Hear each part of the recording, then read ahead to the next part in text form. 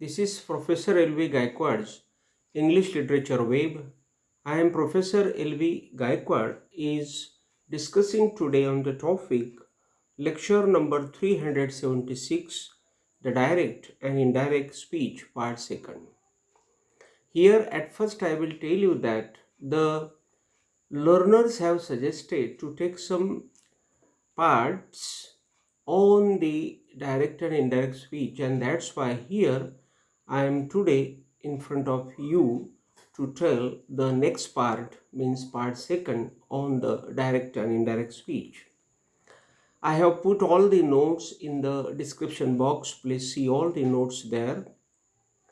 Then I will request you to watch, like and subscribe my channel.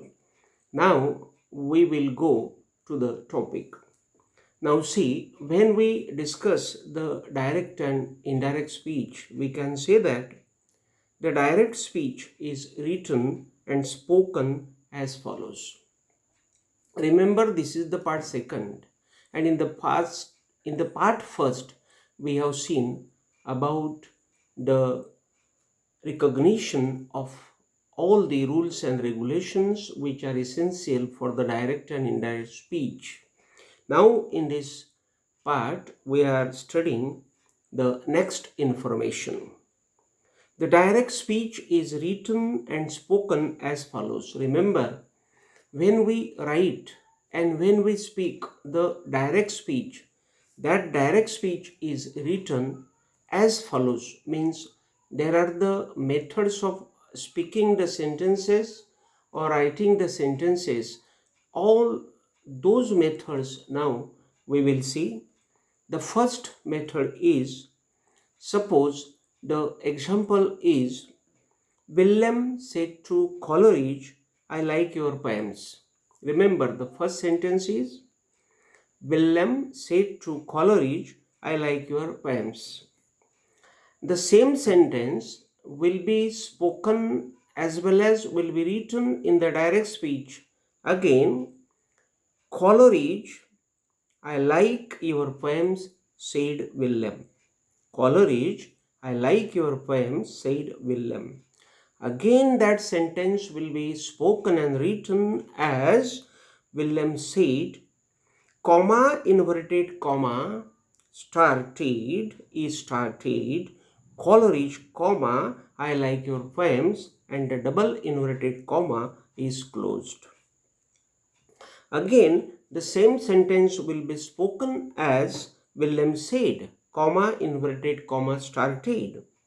I like your poem, comma, Coleridge, full stop, and double inverted comma is closed. Then fifth sentence is there, which is spoken as double inverted comma has been started. I like your poems, comma, inverted comma, double inverted comma has been closed, said William to Coleridge. Now we are studying the sixth sentence in which the double inverted comma has been started, and the sentence is, I like your poems, comma, Coleridge, comma, said William, and inverted comma is closed.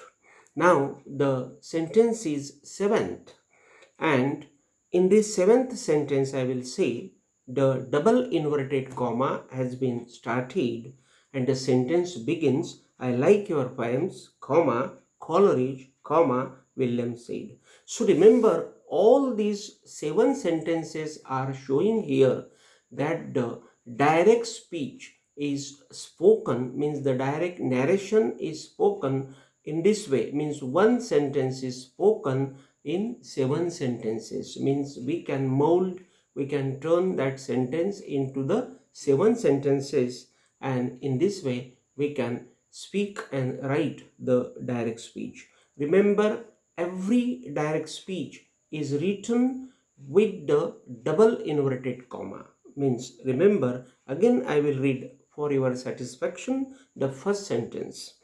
William said to Coleridge, comma, in double inverted comma has been started, I like your poems, full stop, and the double inverted comma has been closed.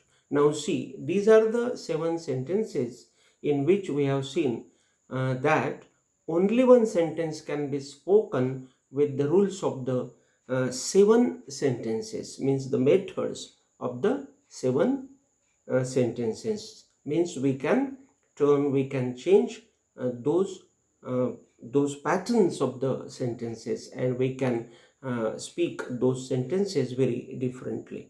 Now the second part is here, and that part is about the rules of the indirect speech, I will say. Now we are studying the rules of the indirect speech. Now the first discussion is that the indirect speech is completely opposite of the direct speech. Remember, the direct speech is not the indirect speech, and the indirect speech is not the direct speech. It means that the indirect speech is completely opposite of the direct speech. Means when we study the direct speech, that direct speech is completely the conversation between the two persons who are really directly in front of each other, and they discuss with each other. That is the direct speech. And the indirect speech is completely against this direct speech, means opposite of this direct speech. It means that it is not the direct discussion, means the indirect speech, the indirect conversation, the indirect narration is not the direct discussion between the two persons. It means that it is the third party's discussion, means there the third party comes, means the third person comes and he uses the rules and regulations of the indirect speech and changes that particular direct speech into the indirect speech, and that's why it is called the duty of the third party or the third person. Third party's discussion with the rules of the indirect speech. Now how this third party makes the indirect speech, we will see with the help of the example. Means the example is the same. What is the example? William said to Coleridge, comma, inverted comma, means double inverted comma has been started. I like your poems, full stop, and then double inverted comma has been closed. This is the direct speech.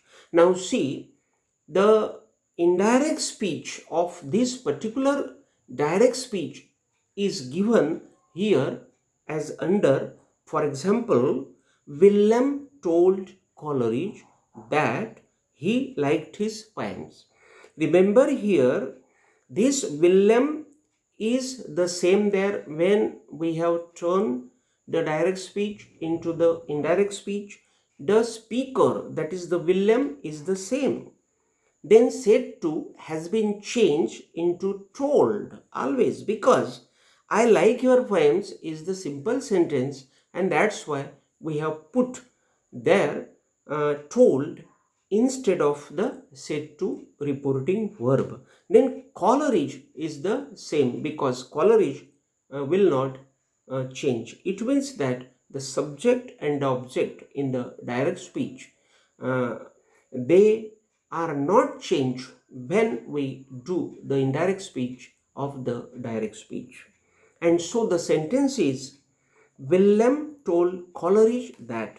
Now we have used there that conjunction, because when we change the direct speech into the indirect speech, then we connect the direct speech or the direct conversation with the help of the conjunction that, and so we have used there that, and so the sentence has been, William told Coleridge that he liked his poems. Now this he means I. This I has become he, because this I is William, and that's why here this I has become he and like has become liked, because it is the simple present tense, and that's why this present simple present tense has become the simple past tense. So we have done there like into liked, and your has become his, and poems have been the same word as poems.